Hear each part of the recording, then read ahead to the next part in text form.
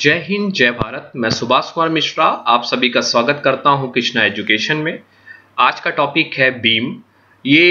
यहाँ पे हम लोग डिस्कस करेंगे introduction of the beam, what is the different types of the beam and different types of the load acting on the beam, and discuss also some numerical to find the reaction on different types of the beam। हम इस पे discuss करके इस तरह हमारी एक पूरी beam की पार्ट 1 से लेके पार्ट 10 to 12 पार्ट होंगे, जिसमें आपको पूरे बीम की नॉलेज मिलेगी। एंड लास्ट डिस्कस करेंगे shear force and bending moment diagram. कैसे हम लोग शियर फोर्स और बेंडिंग मोमेंट डायग्राम स्टार्ट करते हैं। स्टार्ट करते what is a beam. Beam को समझने के लिए ये नाम बड़ा कॉमन है और जिसने इंजीनियरिंग की नहीं होगी ये, लेकिन तब भी एज अ लेमैन ये बहुत चर्चित वर्ड है हमारे लिए कि बीम यहाँ पे, क्योंकि जहां तक आप लोगों ने सबने देखा होगा कि हम लोग जो घर का कंस्ट्रक्शन कराते हैं वहां पे ये वर्ड का बड़ा यूज होता है। तो प्रैक्टिकली वो है तो बीम है, वहीं ये प्रैक्टिकली तो समझ में आ रहा है कि बीम तो है। क्या है तो एक, अभी मैं डेफिनेशन के ऊपर नहीं जाऊं तो मुझे पता चलेगा कि एक लोड जिसके ऊपर लगाया जाए और वो लोड सहे, और उस लोड के कारण, वो लोड क्यों सहेगी, क्योंकि जिस पे लोड लगाओगे वो जहां पे है उस पे एक सपोर्ट मिलेगा। ठीक है, जैसे मैं एक डिस्कस करता हूं। दिस इज, ये क्या है, मैंने एक नक्शा लिया हुआ है एक कमरे का जिसपे एक स्लैब पड़ी हुई, स्लैब जो छत है आपकी वो इसके ऊपर डाली और इस पे एक लोड अप्लाइड हो रहा है। ये लोड किस पे अप्लाइड हो रहा है, ये लोड इस चारों कोनों पे रखी हुई इसके ऊपर लोड लग रहा है। और इन लोड को देखिए, ये लोड स्लैब का आ रहा है इस चारों साइड पे, और ये चार साइड क्या है ये मैं अभी नहीं डिसाइड बताऊंगा आपको। और इन चारों साइड को एक सपोर्ट कर रहा है दिस, सो दैट्स वाई ये जो चार साइड जिसके ऊपर स्लैब का लोड आ रहा है या लोड लगाया जा रहा है, दैट इज कॉल्ड बीम। और बीम को भी सपोर्ट दिया जा रहा है, उसके कारण एक रिएक्शन जनरेट हो रही है, क्योंकि and this is called column and this is called beam. So secondary, अब मैं बीम की बात करूं तो क्या समझ में आया, तो beam is an structural member, एक स्ट्रक्चरल मेंबर है और element that primarily resist load applied laterally to the beam axis। beam axis के जो अप्लाई की जा रही है that is called the beam, and due to this load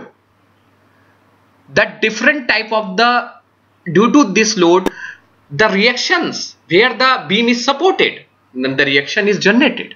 suppose this is the beam, ये एक बीम है और इस बीम को यहां से सपोर्ट किया, यहां से सपोर्ट, इसके ऊपर लगने वाला लोड ये स्ट्रक्चरल मेंबर है, लेकिन यहां से जो सपोर्ट किया इसके कारण एक रिएक्शन जनरेट होगी इसके कारण। तो समझ में ओवरऑल आ रहा है कि beam is an structural member which applied the load and this is called the beam.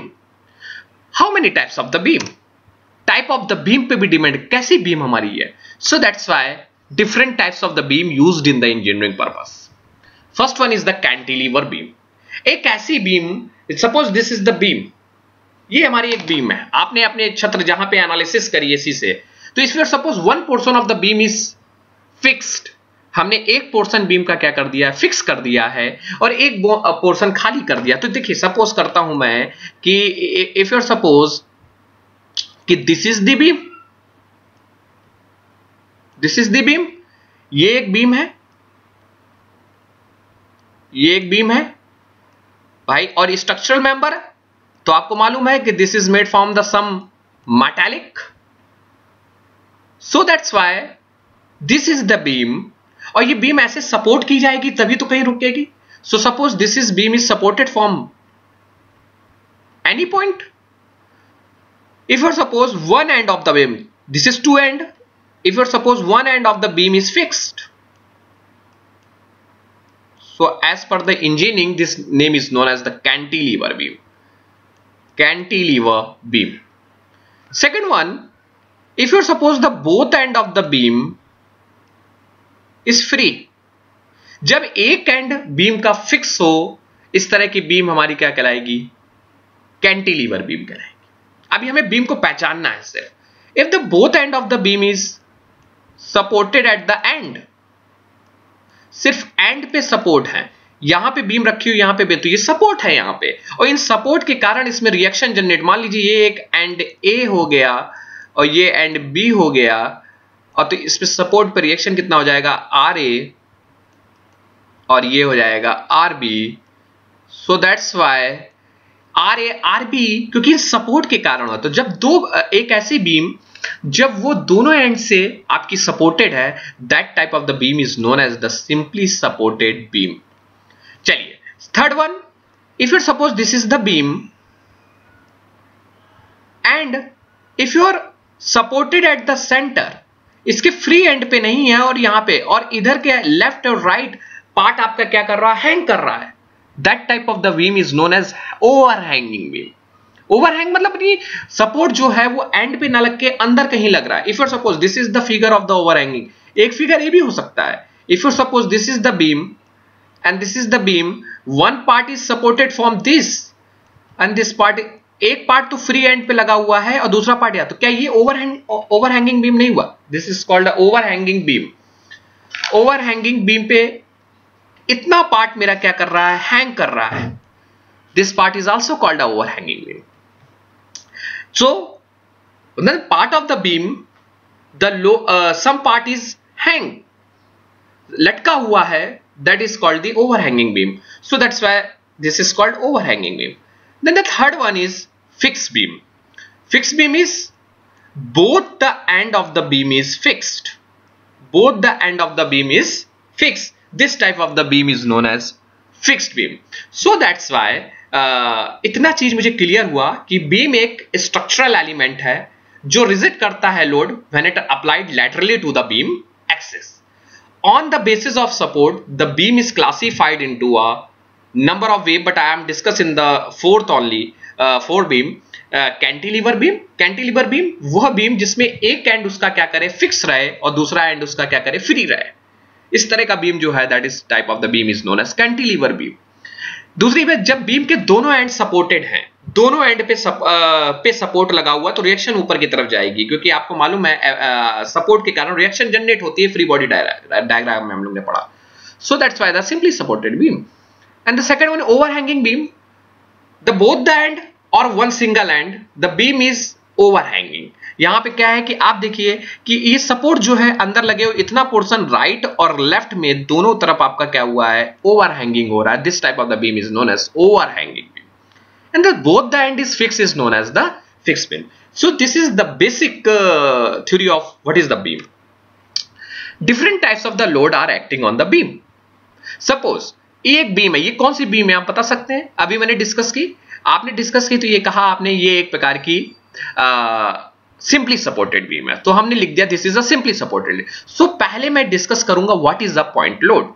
जब हम ऐसा लोड जो लेंथ पे डिपेंड नहीं करता है, लेंथ पे डिपेंड नहीं करता है, इस तरह के जो लोड होते हैं, that is called the point load और अ कंसंट्रेटेड लोड।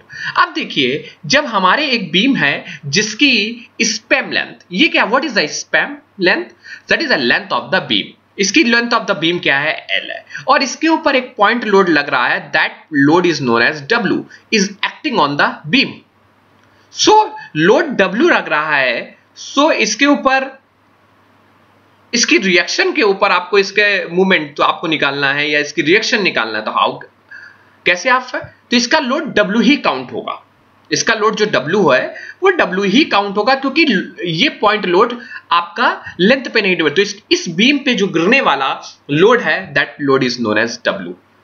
क्योंकि ये मान लीजिए यहां पे W आपका 10 न्यूटन का गिर रहा है, तो ये 10 न्यूटन का लोड आधी डिस्टेंस पे गिर रहा है, तो पॉइंट लोड आधी डिस्टेंस पे वो 10 न्यूटन का ही गिरेगा, इसमें कहीं चेंजेस नहीं आएगा लेंथ के बेस पे। क्योंकि मान लीजिए कि इसकी लेंथ की लंबाई आपकी 10 मीटर है और ये 5 मीटर पे पॉइंट लोड 10 न्यूटन का गिर रहा है, तो 5 मीटर पे ही 10 न्यूटन का लोड गिरेगा, तो वो 4 मीटर पे उसका कम नहीं हो जाएगा, वो 5 पे कहा गया, क्योंकि it is not depend on the length. So that's why this is the load उसका W गिरेगा। बेसिकली मैं ये बता रहा हूं कितने तरह के लोड होते हैं, और उन लोड कौन कौन से जो लेंथ पे डिपेंड करते हैं, उनको लोड को कैसे, उनके बेस पे हम मूवमेंट को